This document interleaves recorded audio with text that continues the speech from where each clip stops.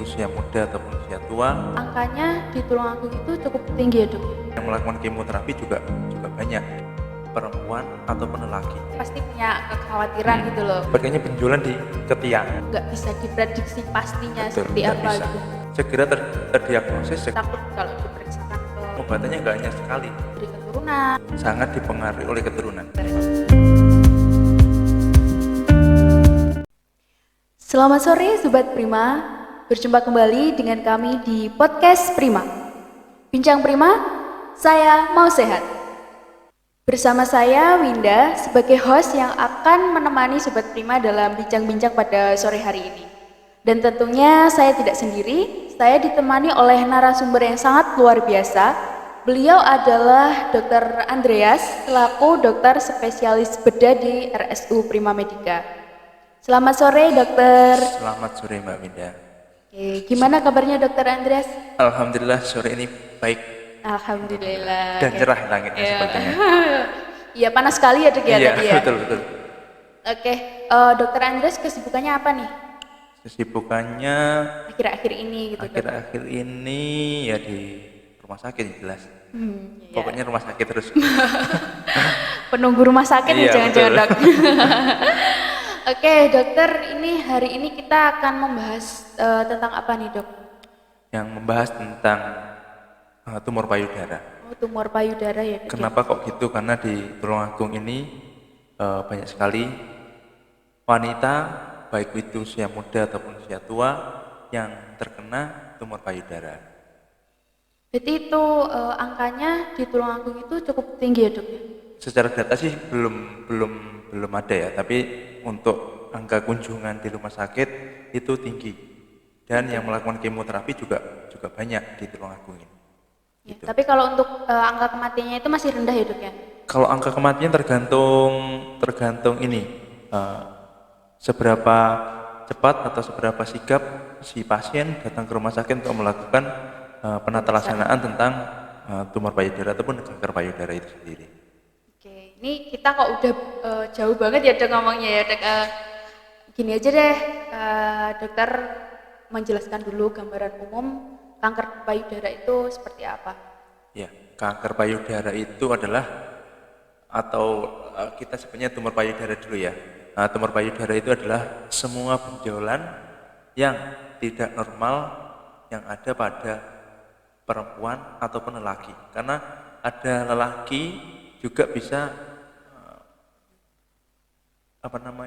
payudaranya itu membesar. Namanya ginekomastia.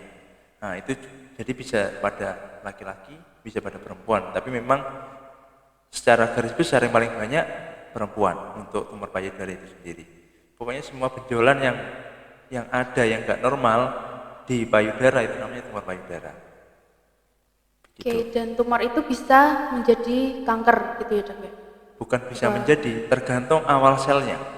Jadi tumor payudara itu dibagi menjadi dua, ganas sama jinak. Taunya dari mana? Banyak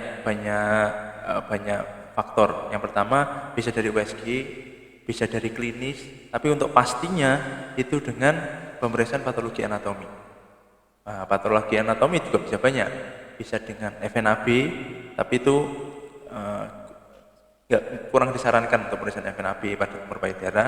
Bisa juga dengan core biopsi di Tulungagung masih belum bisa, ataupun dengan eksisi biopsi ataupun insisi biopsi. Nah, dari situ baru jelas nanti tumor payudara itu ganas atau jinak. Begitu. Oke. Saya kan juga wanita ya dok ya, ini pasti punya kekhawatiran gitu loh. Jadi mungkin gejala-gejala apa sih yang mungkin timbul kalau kita terserang Tumor payudara payudaranya itu ya. Untuk gejalanya yang pertama adalah yaitu teraba benjolan atau massa di payudara kanan ataupun kiri, ataupun juga didapatkannya benjolan di ketiak. Nah, kita harus curiga suatu ketidaknormalan pada kelenjar payudaranya itu sendiri. Gitu. Jadi saya sendiri itu bisa ya dok ya melakukan kayak deteksi dini, kayak sadari Betul. ya dok ya? Nah, itu harusnya itu ada wanita usia produktif dan menopause, premenopause itu disarankan untuk melakukan pemeriksaan sadari atau sarari. Jadi diperiksa sendiri setiap minimal ya 3 bulan sekali kita periksa, 3 bulan, 6 bulan. Nah, kalau kita menemukan sesuatu yang nggak normal, saran saya ya harus segera diperiksakan. Karena ya kalau jinak, kalau ganas kan penata laksanaannya berbeda. Begitu. Nah, kalau yang jadi kekhawatiran itu kan kalau yang ganas ya dok ya. Nah itu apa ya istilah perjalanan penyakitnya itu berapa lama ya dok ya? Kalau berapa lamanya itu tergantung dari pasien juga, sama tergantung derajat dari keganasan sel tumornya itu. Tidak bisa 1 bulan langsung menjelar, tidak bisa. Tergantung imunitas ibu atau imunitas pasiennya, kemudian sel tumornya yang jenis apa, itu tergantung itu. Berarti memang nggak bisa diprediksi pastinya Betul, seperti tidak apa bisa. gitu. Tapi ya yang paling bagus adalah segera terdiagnosis, segera ditangani, biar prognosis kedepannya atau hasilnya nanti bagus gitu. Kadang itu gini dok, ini sebagai orang awam ya dok ya. Kadang itu kita kalau misal menemukan benjolan itu kadang malah takut gitu loh dok. Takut kalau diperiksakan ke dokter, ke rumah sakit itu malah takut gitu loh dok. Gimana nih ini tipsnya untuk sobat prima supaya tetap mau memeriksakan dirinya. Betul, kebanyakan orang Indonesia itu takut untuk periksa kalau ada benjolannya. Nah, kenapa kok saran saya segera periksa? Karena semakin cepat terdiagnosis tumor payudara itu semakin bagus. Kenapa? Karena pengobatannya kalau kita curiga ke ganas ya, itu pengobatannya nggak hanya sekali. Ada operasi, ada kemoterapi, ada hormonal terapi, ada targeting terapi. Kalau jinak ya sudah kita ambil selesai. Pakai operasi gitu ya? Ya, Pakai operasi. Kalau jinak, tapi kan kalau ganas itu prosesnya panjang, nggak hanya diambil sedikit selesai enggak. Kalau ganas ya diambil sedikit terus dilanjutkan dengan pengambilan semua kelenjar payudara sama kelenjar getah bening yang ada di ketiak. Nah, setelah itu ada lagi nanti kemoterapi, kemudian hormonal terapi, bisa juga pakai radioterapi itu. Nah itu apa selalu terjadi di kedua, misal kalau wanita itu apa selalu terjadi di kedua payudara atau cuma salah satu aja dok? Kebanyakan di salah satu sisi, unilateral atau salah satu, tapi tidak menutup kemungkinan bisa keduanya. Bisa juga karena metastase atau penjalaran dari tumor sebelahnya. Misalkan yang sebelah kanan sudah dilakukan operasi, sudah dilakukan kemoterapi, tapi dia menyebar ke sebelah kirinya, itu juga bisa. Gitu.